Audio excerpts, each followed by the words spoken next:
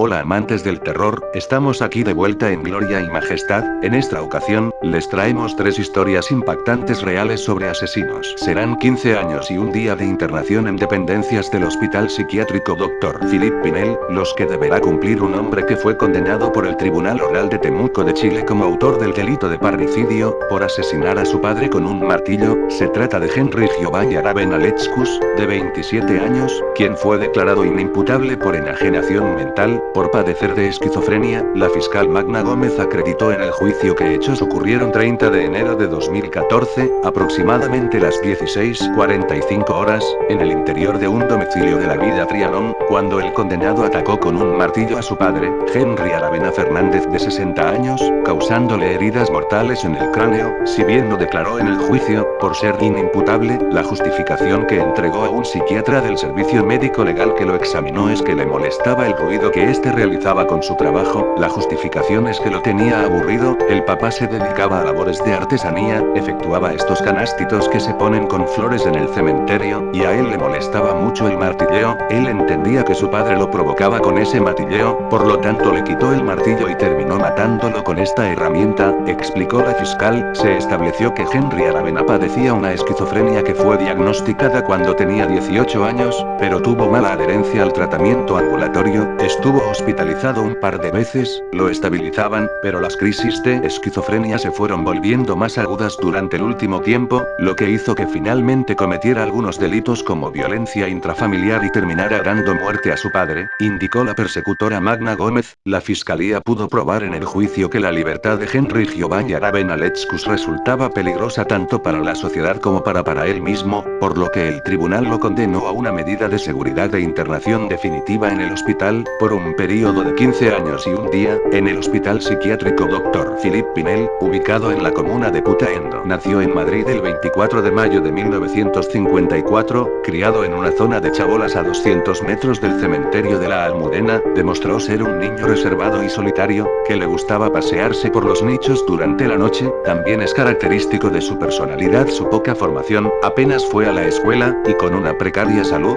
De hecho, enseguida se notaron sus impulsos suicidas lanzándose a los coches. Este comportamiento irritaba a su padre, quien a menudo le correspondía con brutales palizas. Sus primeros delitos y encarcelamiento en 1970, García Escalero ingresa en el psiquiátrico. En ese ambiente empieza a cometer los primeros delitos, pequeños hurtos, a la vez que exploraba casas abandonadas y espiaba a mujeres y parejas por la ventana mientras se masturbaba. 3 años después, sería ingresado en un reformatorio por robar una motocicleta y, al salir de allí, comete su primer delito de importancia. Junto a unos amigos atraca a una pareja en las inmediaciones del cementerio de la Almudena, violan a la joven en presencia de su novio, por lo que fue condenado a 12 años de cárcel. Durante esa temporada en la prisión se cubre el cuerpo con tatuajes, algunos con frases tan significativas como, naciste para sufrir la salida de la prisión y sus crímenes atroces al salir de la reclusión. Se aficiona a la bebida y a la toma de pastillas, por lo que a veces muestra un comportamiento agresivo y muy violento. En el aspecto psiquiátrico, empieza a sufrir alucinaciones auditivas, una serie de voces que le piden que cometa nuevos crímenes y que profane cementerios. Estas alucinaciones provocaron la personalidad asesina de García Escalero. Su primera víctima es Paula Martínez,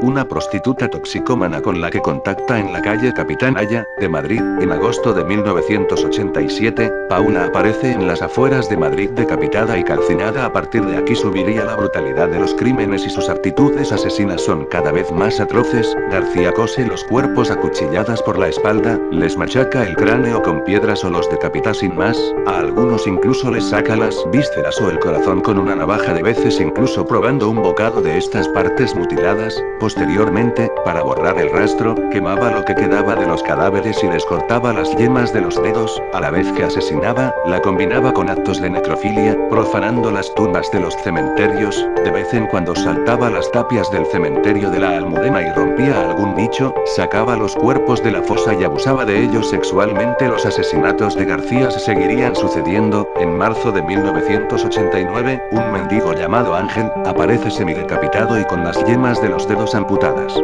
2 meses después, en mayo, un indigente de 65 años por nombre Julio, aparece con el cuerpo cosido a puñaladas, el pene amputado y su cuerpo carbonizado. Sus siguientes 5 víctimas aparecen también mutiladas, quemadas y decapitadas. La investigación criminal no encuentra solución a este macabro rompecabezas hasta que pasados 7 años desde el primer crimen, la policía se pone en la pista cuando Francisco y su amigo y compañero de correrías Víctor Luis Criado se fugan juntos del Hospital Psiquiátrico Alonso Vega de Madrid. Juntos se dedican a beber. 48 horas más tarde, Víctor aparece muerto con el cráneo hundido y quemado entre papeles y mantas en la tapia de la iglesia de los Sagrados Corazones. Después de 5 años cometiendo asesinatos, un día esas voces le inciden a suicidarse, y Escalero se arroja delante de un coche, pero solo se fractura una pierna. Una vez en el hospital, confiesa sus crímenes a las enfermeras y les suplica que le detengan porque no quería seguir matando. La detención y confesión. Escalero es detenido por la policía, y confiesa: compré bastante vino, y él también bebió. Recuerdo que le di con una piedra en la cabeza y, luego lo quemé. En abril de 1994, en Madrid, saltó a los medios de comunicación la noticia de que un mendigo de 39 años, Francisco García Escalero, mató a sangre fría a 11 personas. Fue la primera confesión. A partir de ella Francisco García Escalero relató a la policía uno por uno, 14 asesinatos. No ahorro detalles, incluyendo la satisfacción que experimentaba cuando mantenía relaciones sexuales con los cuerpos sin vida de las víctimas, o lo que les costaba matarlos. Lo maté, estuvimos bebiendo en el parque al lado del cementerio y tomando pastillas, me las pedía el cuerpo para poder hablar mejor. Luego le dije dónde íbamos a dormir y en el cementerio sentí las fuerzas, me daba impulsos, cogí una piedra y le di en la cabeza, le quemé con periódicos y luego me fui a dormir al coche y al día siguiente al hospital. Ahora me siento con la mente en blanco, como si estuviera muerto. Fue juzgado en febrero de 1995, el informe de todos los forenses coincidió en que su peligrosidad continuaba, pero no era responsable de sus actos. El mendigo asesino fue absuelto por enajenación mental, producto de su alcoholismo crónico y su esquizofrenia. Pasó a la prisión de Fontcalent, donde los trabajadores siempre dijeron que tenía un trato amable y nunca volvió a mostrarse violento. Francisco García Escalero muere en la prisión de Fontcalent tras ir a un reservado de la sala común de la prisión con una ciruela, postre de la cena. Previa autopsia no se puede saber si fue un paro cardíaco o un atragantamiento. Nació con el nombre de Hamilton Howard Fish en Washington, D.C., hijo de Randall Fish, 1795 a 1875. Según él, fue nombrado así a causa de Hamilton Fish, un familiar lejano. Su padre era 43 años mayor que su madre. Albert era el hijo más joven y tuvo 3 hermanos vivos, Walter, Annie e Edward Fish. Él quiso llamarse Albert después de la muerte de un hermano, y escapar del sobrenombre Amnon X, que le fue aplicado en un orfanato en el cual transcurrió una buena parte de su infancia. Él tuvo un romance con un hombre transexual. Muchos miembros de su familia padecieron enfermedades mentales, y algunos sufrió manía religiosa. Fish cometió lo que pudo ser su primer ataque en la persona de un niño llamado Thomas Beden en Wilmington, Delaware en 1910, tiempo después acuchilló a un muchacho con discapacidad mental. Hacia 1919 en Georgetown, Washington, D.C., Fish se casó el 6 de febrero de 1930 en Waterloo, Nueva York con Stella Wilcox y se divorció una semana después. Fish había sido arrestado en mayo de 1930 por haber enviado una carta obscena a una mujer afroamericana quien contestaba un anuncio solicitando una sirvienta. Fue enviado al Hospital Psiquiátrico Vallejo en 1930 y 1931 para su observación. Después de su arresto, el juicio de Albert Fish por el asesinato premeditado de Grace Budd comenzó el lunes 11 de marzo de 1935 en White Plains, New York, con Frederick P. Close como juez y como abogado fiscal de distrito. Elbert F. Gallagher, James Dempsey fue el abogado defensor de Fish. El juicio duró 10 días.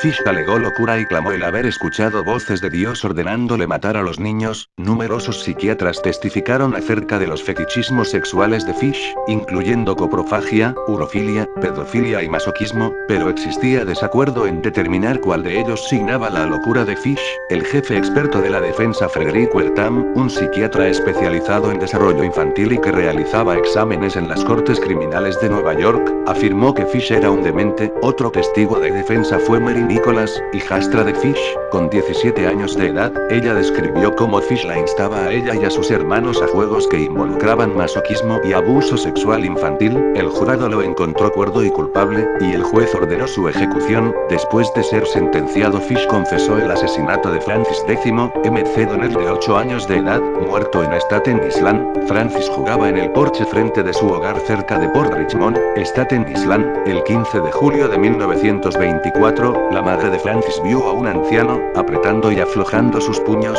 caminó sin decir nada. Después, durante el día, el anciano fue visto nuevamente, pero esta vez observaba a Francis y a sus amigos jugar. El cuerpo de Francis fue encontrado en los bosques cercanos, en donde un vecino vio a Francis y al anciano dirigirse hacia allí aquella tarde. Había sido estrangulado con su ropa interior. Fish llegó en marzo de 1935 y fue ejecutado el 16 de enero de 1936 en la silla eléctrica en la correccional de Sing Sing. Entró a la cámara de ejecución a las 11:06 p.m. y fue declarado muerto 3 minutos después. Fue sepultado en el cementerio de Sing Sing. Se tiene registro de que dijo que la electrocución sería la experiencia suprema de mi vida. Justo antes de que se accionara el interruptor afirmó: "No sé aún por qué estoy aquí". Gracias por ver el vídeo. Si te gusta el terror, te recomendamos visitar el canal para encontrar contenido similar a este. Gracias y hasta la próxima.